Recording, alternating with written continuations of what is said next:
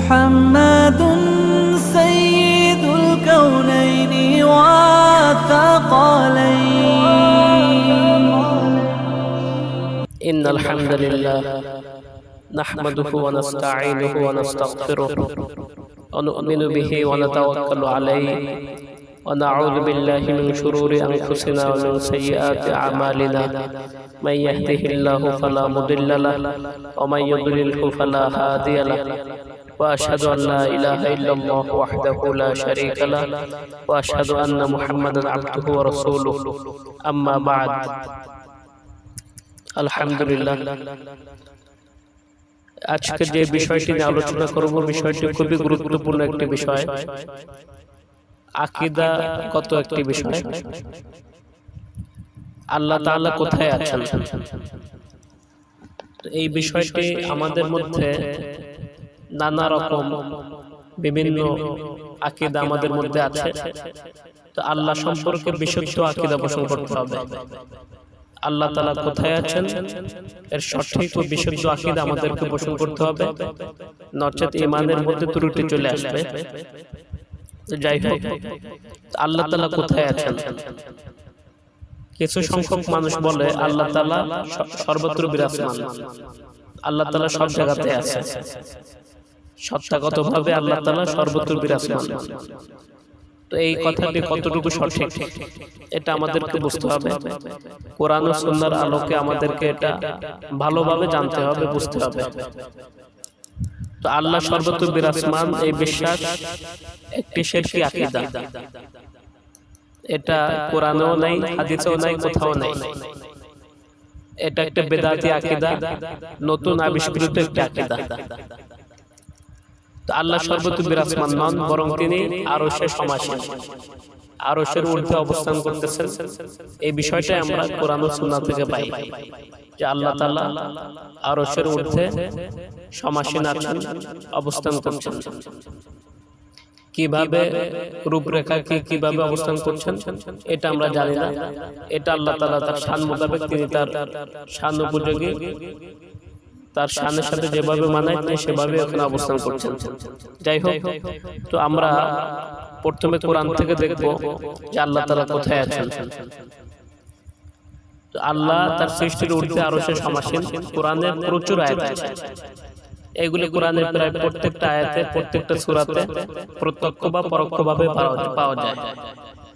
আল্লাহ আরশের উপর সমাসীন আয়াতটি পবিত্র কোরআনে প্রায় 7 জায়গায় উল্লেখ করা আছে। সুতরাং আল্লাহ সর্বত্র বিরাজমান রয়েছে এই বিশ্বাস যে ব্যক্তি পোষণ করবে সে কাফের এবং ইসলাম থেকে বহিষ্কৃত হয়ে যাবে। তো আল্লাহ তাআলা মর্যাদার দিক থেকে যেমন সবার ঊর্ধ্বে, তেমনি তিনি অবস্থানের দিক থেকে সকলের ঊর্ধ্বে। আল কোরআনের প্রায় 1000 আয়াত দ্বারা এটা তার অবস্থানের বিষয়টি স্পষ্ট যে আল্লাহ তাআলা আরশের ঊর্ধ্বে আছেন, এই গুণটি স্পষ্টভাবে বোঝা যায়। তো আল্লাহ তাআলা আরশের উপরে সমাসীন থেকেই সবকিছু দেখেন এবং শোনেন, এবং আল্লাহ তাআলার ইলম, ক্ষমতা, জ্ঞান এটা সর্বত্র বিরাজমান। তবে আল্লাহ তাআলা সত্তাগতভাবে সর্বত্র বিরাজমান নয়। তার দেখা শক্তি, শোনা শক্তি, তার ক্ষমতা এগুলি সর্বত্র বিরাজমান। আরশের উপর সমাসীন হওয়ার যে 7টা আয়াত আছে সেগুলো হলো ইন্না রাব্বাকুমুল্লাহু আল্লাযী খালাকাস সামাওয়াতি ওয়াল আরদা ফি সিত্তাতি আইয়াম সুম্মা ইসতাওয়া আলাল আরশ।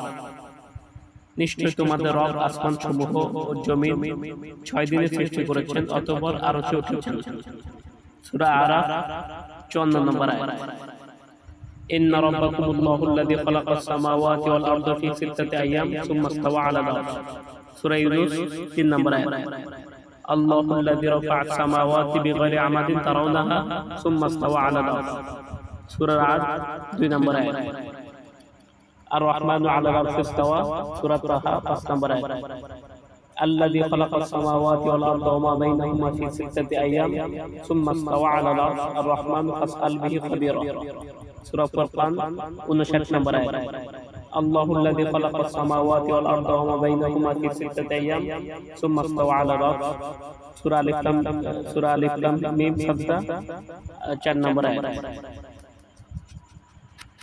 তো হাদিসে অনেক প্রমাণ আছে। হাদিসের সাথে হচ্ছে আন মুআদ ইবনে হাকাম সুলামি قال قلت يا رسول الله جارية لي سقطتها سقطا فعظم ذلك علي رسول الله صلى الله عليه وسلم فقلت أفلا أعتقها قال ائتني بها قال فجئت بها قال أين الله قالت في السماء قال من أنا قالت أنت رسول الله قال أعتقها فإنها مؤمنة মুআবিয়া ইবনুল হাকাম আস-সুলামি বলেন, আমি বললাম, হে আল্লাহর রাসূল, আমার একটি বাদী আছে, আমি তাকে একটি থাপ্পড় মেরেছি। রাসূলুল্লাহ সাল্লাল্লাহু আলাইহি ওয়াসাল্লাম আমার এই কাজটিকে বড় অন্যায় হিসেবে দেখলেন। আমি বললাম, তাহলে আমি তাকে স্বাধীন করে দেই। রাসূল কারীম সাল্লাল্লাহু আলাইহি ওয়াসাল্লাম বললেন, তাকে আমার কাছে নিয়ে আসো। রাসূলুল্লাহ সাল্লাল্লাহু আলাইহি ওয়াসাল্লাম তাকে অর্থাৎ ওই দাসীকে জিজ্ঞেস করলেন, আল্লাহ কোথায়? সে উত্তর দিল, আল্লাহ তাআলা আকাশে, আসমানের ঊর্ধ্বে। রাসূল কারীম সাল্লাল্লাহু আলাইহি ওয়াসাল্লাম মেয়েটিকে আবার জিজ্ঞেস করলেন, আমি কে? সে উত্তর দিল, আপনি আল্লাহর রাসূল। তিনি বললেন, তাকে মুক্ত করে দাও, কারণ ফাইন্নাহা আতিকা ফাইন্নাহা মুমিনা, কারণ নিশ্চয় সে একজন মুমিন, সত্যিকার মুমিন। হাদিসটি আছে সহিহ মুসলিম 1227 নম্বর হাদিস, সহিহ আবু দাউদ 931 নম্বর হাদিস, মুসনাদ আহমদ 1745 নম্বর হাদিস। এই জন্য আমরা বুঝতে পারলাম যে আল্লাহ তাআলা আরশের ঊর্ধ্বে সমাসীন আছেন। এবং মেরাজের হাদিস থেকে আমরা স্পষ্টভাবে বিষয়টা বুঝতে পারি। যাই হোক, আল্লাহ তাআলা আমাদের বুঝার তৌফিক দান করুন। আমিন। ওয়া মা আলাইনা ইল্লাল বালাগ। মুহাম্মাদুন